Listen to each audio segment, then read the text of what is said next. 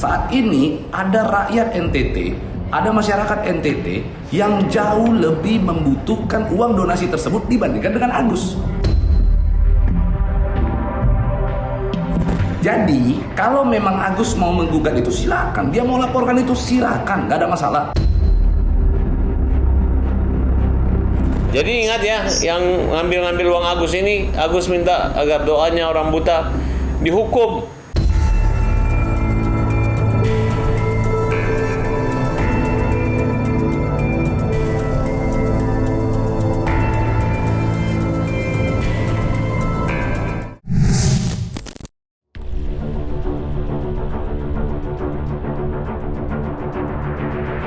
Kuasa hukum para donatur Pablo Benua menanggapi laporan yang dibuat Agus Salim terkait pengalihan uang donasi 1,3 miliar dari Yayasan Peduli Kemanusiaan untuk para korban bencana alam di NTT belum lama ini. Pablo Benua perlu menanggapi laporan Agus Salim lantaran diduga ikut dilaporkan Agus Salim ke Polda Metro Jaya dengan tuduhan penggelapan dana uang donasi 1,3 miliar yang sedari awal diperuntukkan untuk pengobatan mata Agus Salim. Terlebih sebelumnya, Pablo Benua dituding sebagai otak atau dalang di balik adanya kesepakatan untuk mengalihkan dana donasi dari rekening Yayasan Peduli Kemanusiaan untuk disalurkan ke korban bencana alam di NTT.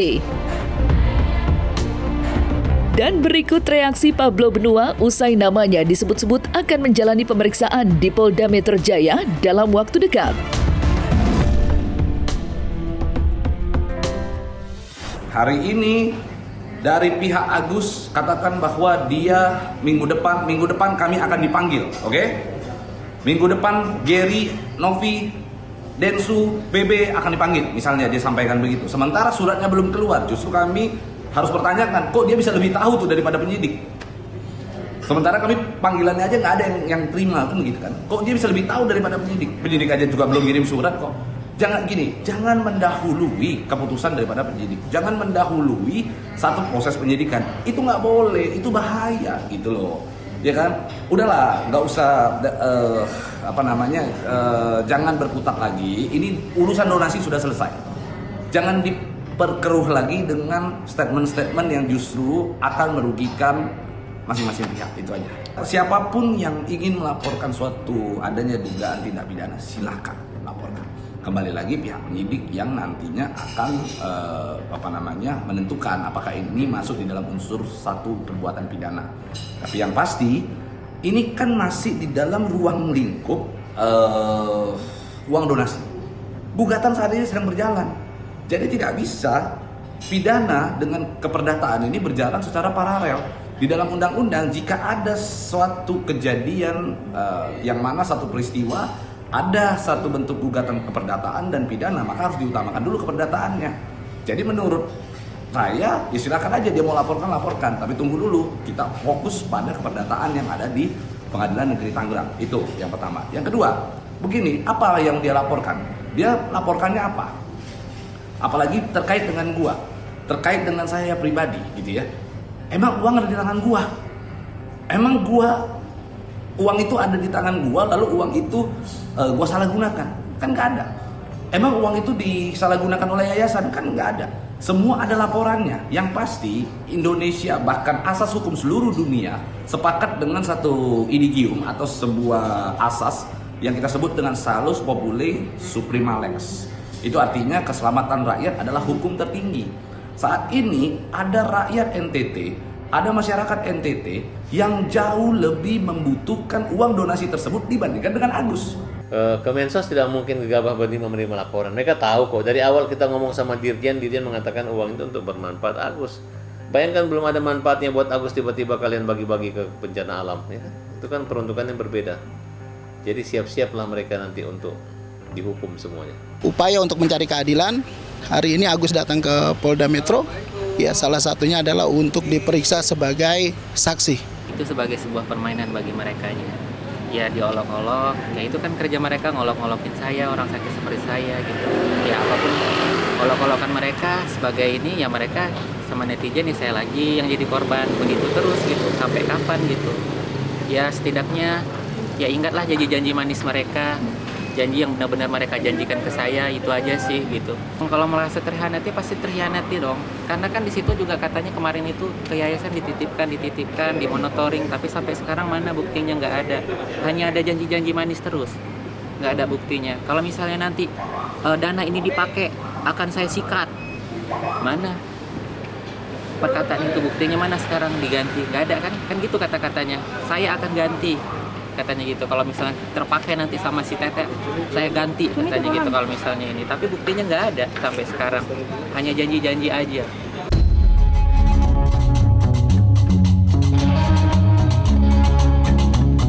Di sisi lain, hubungan Pablo Benua dan Novi disebut-sebut mulai renggang usai rekaman percakapan Pablo Benua dengan Farhad Abbas yang memojokkan Novi tersebar luas di media sosial. Dalam rekaman tersebut, Pablo Benua diduga memojokkan Novi dengan menyinggung sumber penghasilan Novi yang entah didapat dari mana. Menanggapi rekaman percakapan Pablo Benua dan Farhad Abbas, Novi balik menyindir Pablo Benua melalui unggahan video di media sosial pribadinya. Sontak saja banyak netizen yang terbelalak.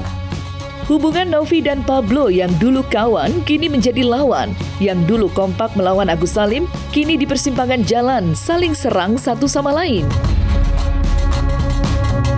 Akankah hubungan Pablo Benua dan Novi yang mulai retak akan menjadi bom waktu yang sewaktu-waktu akan meledak?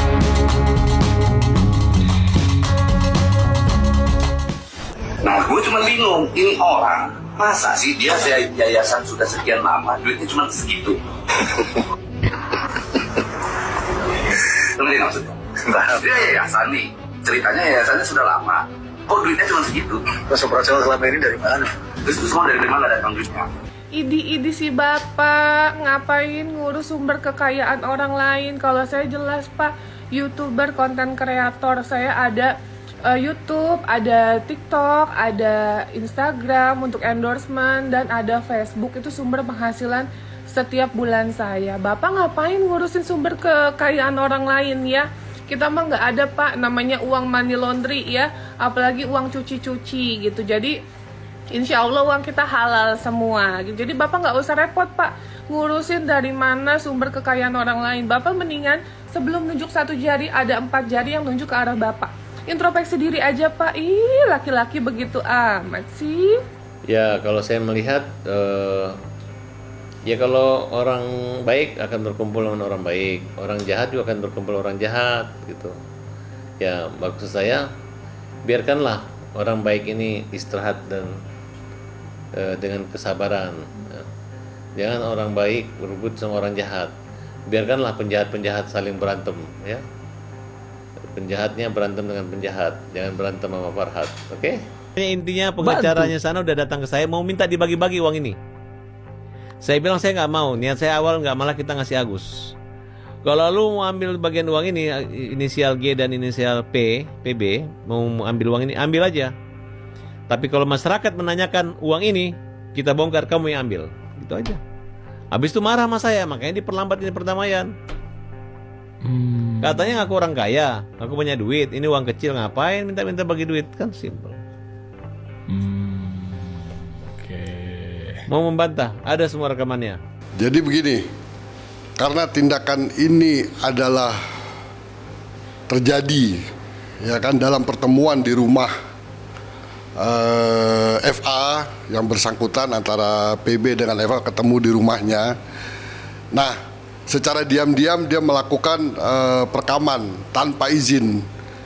Itu berdasarkan Undang-Undang ITE nomor 19 tahun 2016 itu dapat dikenakan pasal 31, itu dapat dikenakan sanksi intersepsi, yang mana bahwa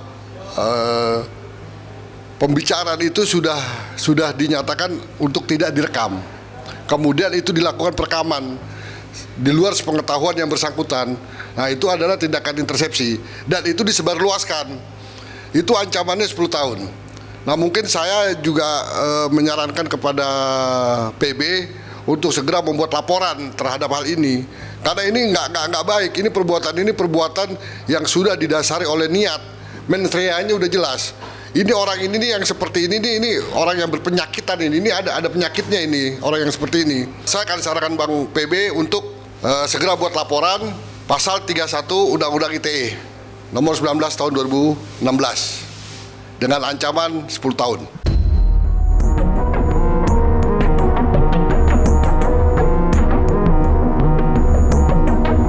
Satu persatu permasalahan yang dihadapi Agus Salim mulai terselesaikan. Misalnya, pelaku kasus penyiraman air keras yang menyebabkan matanya mengalami kebutaan permanen sudah divonis 6,5 tahun penjara. Juga, laporan Agus di Polda Metro Jaya yang melaporkan 4 nama sekaligus disebut-sebut segera diproses.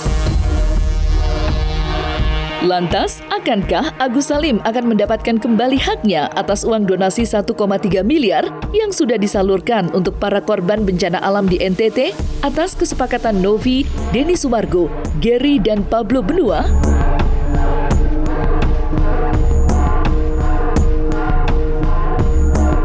Jadi ingat ya, yang ngambil uang Agus ini, Agus minta agar doanya orang buta dihukum sama Allah dan dihukum juga penjara. Ya Gus, gitu Gus? Iya, siap Pak. Oke Gus ya, semoga dijabah doamu Gus. Ini lagi berproses. Ini ya, yang dengar ya, yang dilaporin Agus ya. Agus marah banget sama kalian. Agus ini digugat perdata untuk mengembalikan uang 1,3 miliar. Lawyer-lawyer yang menggugat ya juga melaporkan Agus pidana terkait 1,3 miliar. Kemudian dia menyuruh uang itu diserahkan 1,3 miliar ke NTT. Nah, ini uang udah habis dibagi ke NTT, kemudian gugatannya nggak dicabut-cabut. Gitu. Kenapa nggak dicabut? Kalau dia cabut, saya minta surat yang mencabutnya mana? Ya kemungkinan bodong semua yang memberi kuasa. Nah, mereka hanya imajiner atau halusinasi menganggap polling itu adalah kuasa. Gitu. Nah, disinilah keberanian mereka. Dan ini akan kita pidanakan. Hati-hati aja ini pengacaranya, hati-hati gitu. Agus ini orang buta.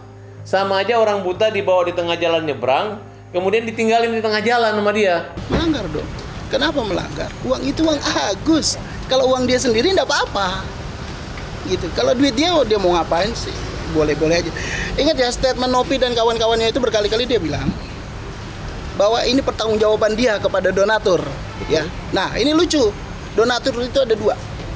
Ada donatur yang betul-betul ikhlas kepada Agus, ada juga yang niatnya mungkin ria, memberikan donatur kemudian bla bla bla diambil lagi.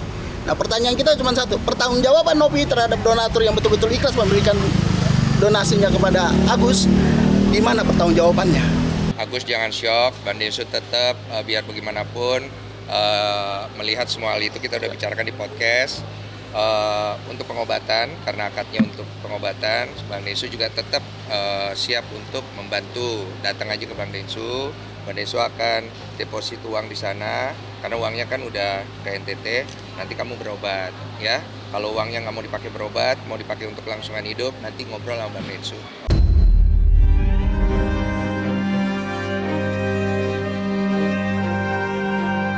Nah, selesai sudah Cumi Lovers? Saksikan terus Cumi Camp In-Depth, kabar lengkap, mendalam, dan akurat dari narasumber terpercaya. Dan jangan lupa untuk like, subscribe, dan juga share channel YouTube Cumi Cumi.